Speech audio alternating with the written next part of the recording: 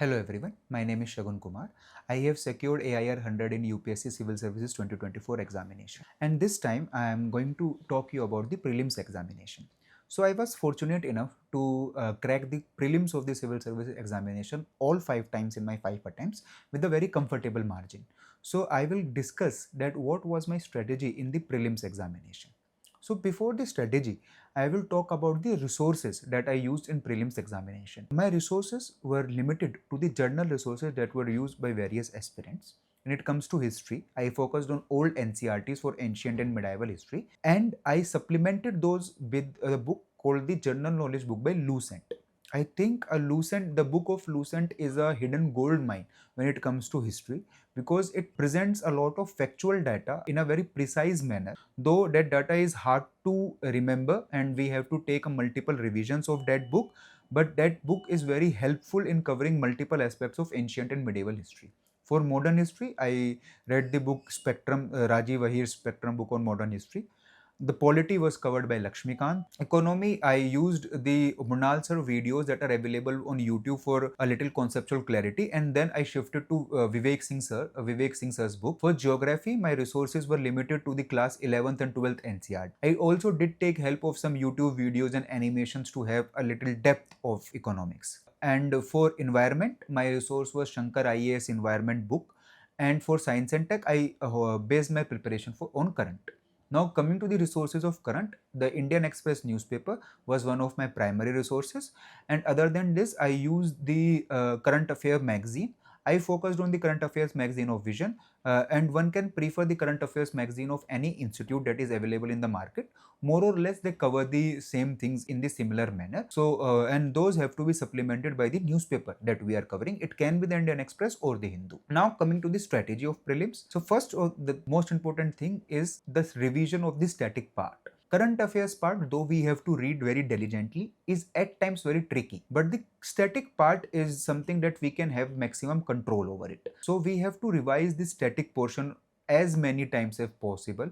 5, 6, 7, 8, n number of times that you can revise it. So revise static, and static will build the foundation of your prelims. So once that strong foundation is built, you will be able to score a good amount of marks based on the static and current combination. Second most important thing when it comes to prelims is the PYQ analysis. The previous year question itself are a gold mine. So first of all, they will provide you with the themes, the most important themes for the upcoming prelims. Like for example, when we come to science and tech, biotechnology, computer technology, and space technology, these are the repeated themes that are asked in prelims. So whenever we are reading an article in a newspaper or any current affair magazine on these three topics, we have to go into a little depth. We have to be more attentive while reading that article because we know that it is a repeated theme in prelims, and next year the question can come. The second level of analysis is going in depth of that PYQ, reading about the options of that PYQ. Like if there is a question which asked about which of the book is written by Kalidas, so don't limit yourself to the option that is the right answer. Read about other books of Kalidas. What were the themes of that book? Kalidas was a writer under which ruler? Related with the dynasty. So these type of relations is this second part of the PYQ analysis. The third part of the PYQ analysis is psychological analysis, that how an examiner tries to make a particular statement right or wrong. So once you have done enough practice of or analysis of PYQ, the third thing you can do is apply that knowledge and practice in test series. So the test series will provide you a guidance that how will you attempt the test in the real conditions. Like how will you see the 100 questions, how many round of revision you will help, how will you bubble the OMR, and in which, like, how will you go about your 2 hours of prelims examination. So test series, practice via test series is the third. The fourth thing is not ignoring the CSET paper.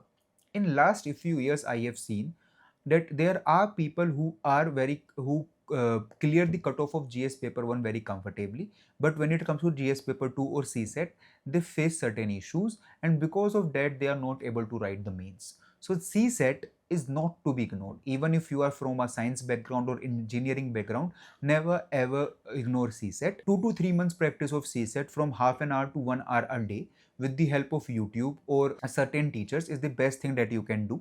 So please do it. The last the thing that I want to talk about prelims is the mindset on the day of prelims. Prelims is just 50% knowledge and 50% mindset.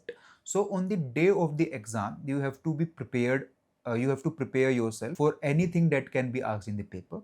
You have to be very calm in your mind, because even a prelims topper will know the answer of only 25 to 30 questions, and other answers has to be derived by applying the knowledge that they have read throughout the years.